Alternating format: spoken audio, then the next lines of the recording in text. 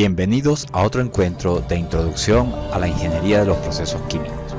Mi nombre es José Ángel Sorrentino y seré su guía en este recorrido. En una planta de transformación físico-química, unos materiales, materias primas, son procesados en diversos aparatos a fin de acondicionarlos para ingresar, por ejemplo, a un reactor químico, para convertirse en otras sustancias, que luego deben ser separadas adecuadamente para obtener tanto los productos de interés en las concentraciones o purezas requeridas, como los reactivos no utilizados para retornarlos aguas arriba del proceso y ser reutilizados, y o para poder descartar los residuos.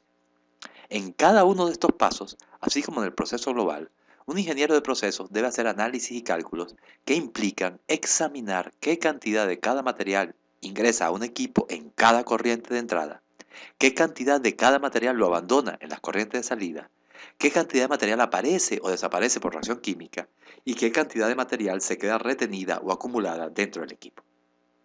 Esta serie de análisis se denominan los balances de masa en el equipo y son la expresión del principio de conservación de la masa. Una revisión de los diversos principios de conservación lleva a identificar que los mismos tienen todos una estructura de presentación análoga, es decir, que hay una manera de formulación general de los principios de conservación que no depende de cuál cantidad es la que se conserva y que puede ser aplicada de manera particular a la conservación de la materia. En la naturaleza existen cantidades que se conservan y las leyes asociadas a tal conservación se denominan principios de conservación.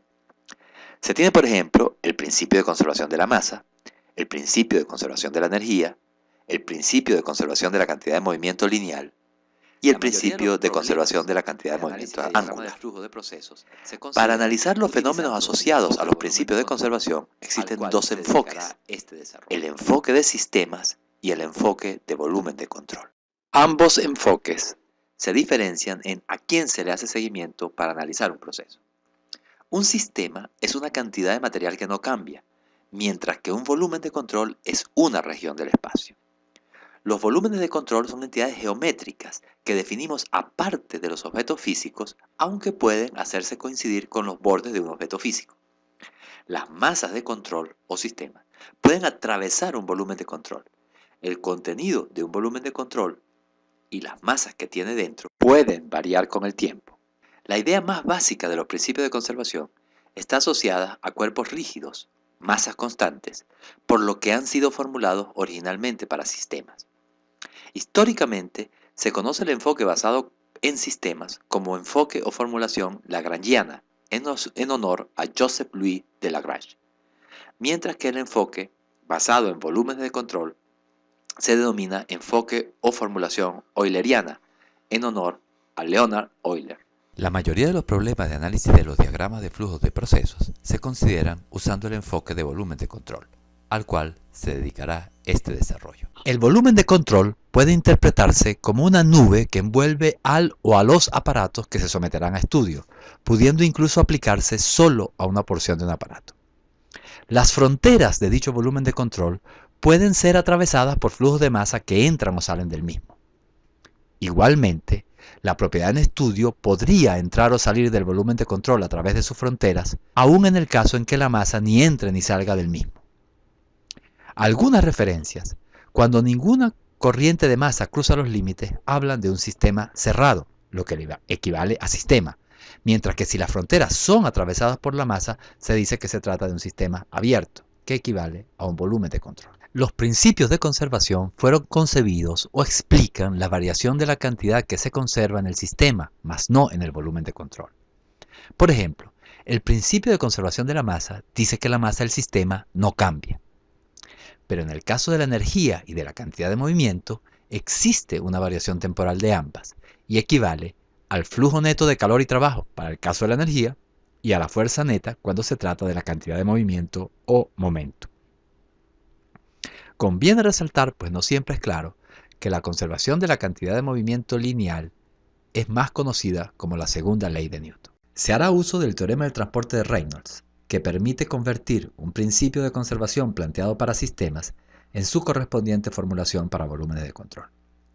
Si bien escapa al objeto de esta serie la formulación rigurosa de este teorema, se usará el sentido físico que el mismo envuelve para visualizar estos principios de conservación. Esta conceptualización se debe a los aportes de Osborne Reynolds, quien incorporó estas nociones al análisis de los problemas de flujo de fluidos, entre otros.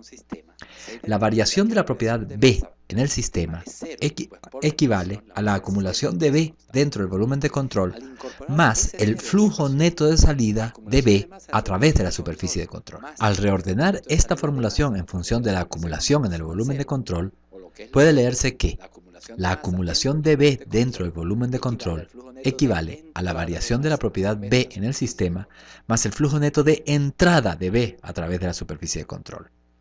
Esta forma de visualizar el principio de conservación se denomina en algunas referencias, por ejemplo el BIR de fenómeno de transporte, como la ecuación de variación. De la ecuación correspondiente al principio de conservación de la masa para un sistema, se identifica que la variación de masa del sistema es cero, pues por definición la masa del sistema es constante.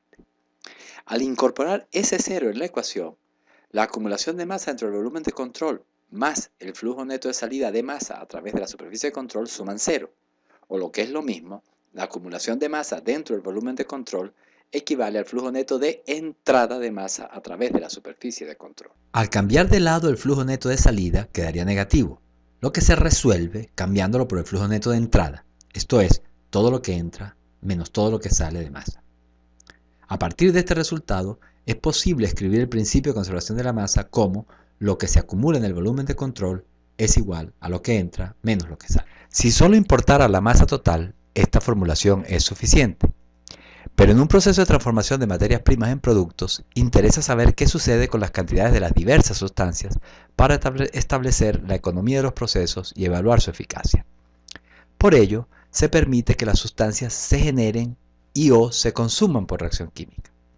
A la generación neta, esto es, generación menos consumo, se le denomina aparición por reacción química y será denotada con el símbolo R. En consecuencia, la acumulación en el volumen de control es la diferencia entre todo lo que entra y todo lo que sale, más todo lo que aparezca por reacción química, que es la diferencia entre lo que se genere y lo que se consuma. Por supuesto, por ser R esta diferencia entre generación y consumo, será positivo si la sustancia aparece por reacción química, pero negativo si desaparece.